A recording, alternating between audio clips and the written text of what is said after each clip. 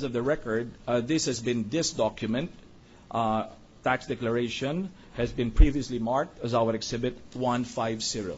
And are you marking it as such? Your Honor, previously marked, pre-marked, Your Honor, as 150. Already entered in the Opo. record. Okay. Opo.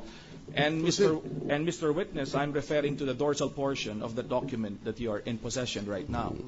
And I'm referring now to the market value. Yes, Your Honor. Could you please read to us the market value as declared in the tax declaration? The amount of the market value is 1,210,000, Your Honor. Okay. And Your Honor, may we request, and as has been previously marked, this market value has been encircled and marked as our Exhibit 150-A. Mr. Witness, I'm referring to the assessed value on the lower right-hand dorsal portion of the same document. Could you please tell us the assessed value of the property? The assessed value is 726,000, Your Honor. Okay.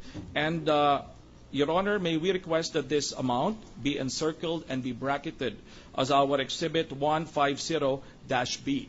And just a few more questions, Mr. Witness. There is a signature on the lower left-hand portion on top of the typewritten name, Engineer Mario V. Badillo. Whose signature is that? This is my signature, Your Honor. Okay. Your Honor, I have no further questions. Mark the documents accordingly.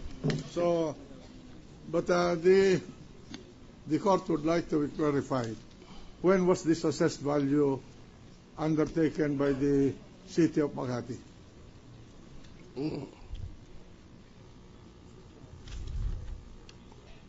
January 11, 2008, Your Honor. And about the market value?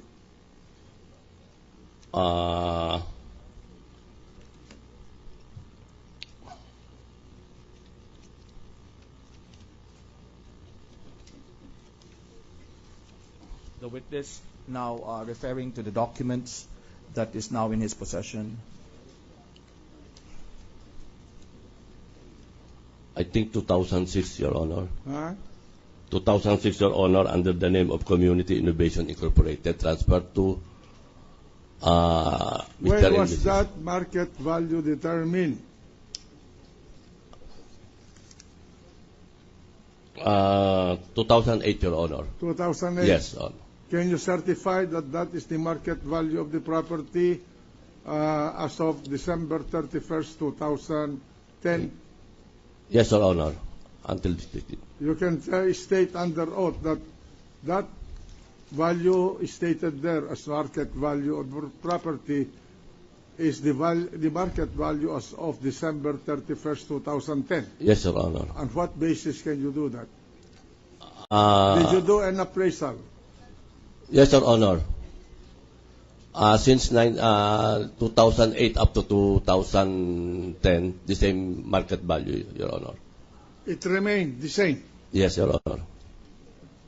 After the December 31, what was the market value? The same, Your Honor. The same. Yes, Your Honor. Until when? Until now. Yes, Your Honor. All right. Thank you. Proceed. Your Honor, no further questions. We're ready All right. for cross-examination. We will conduct no cross-examination. All right. This witness is discharged. Thank you, Your Honor. Po.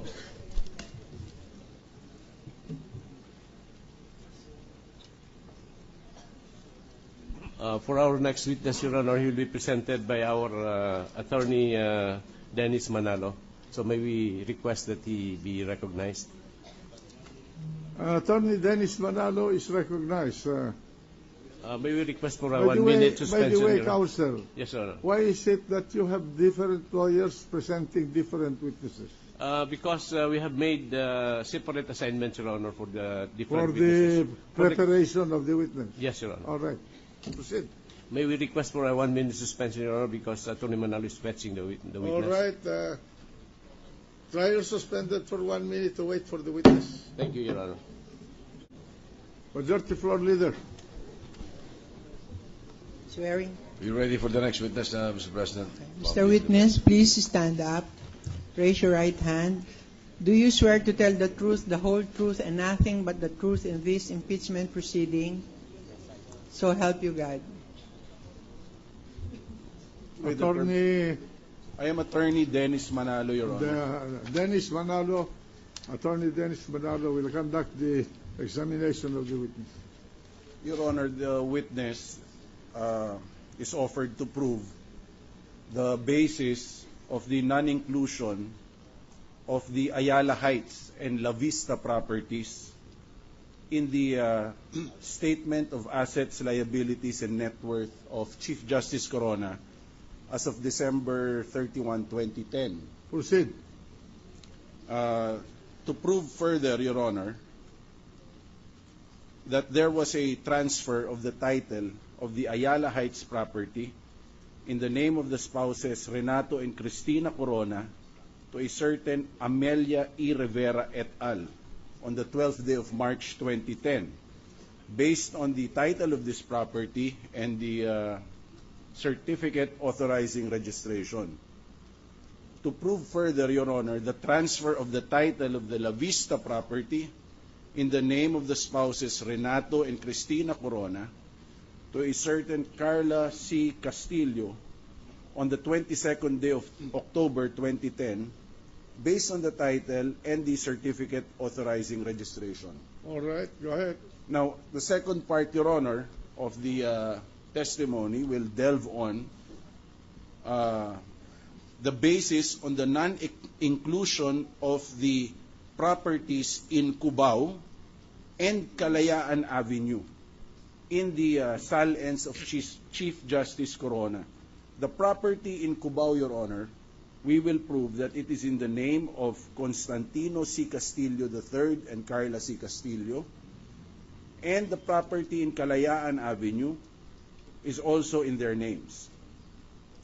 In their name, what is there? Them referring to Constantino C. Castillo and Carla C. Castillo. Okay.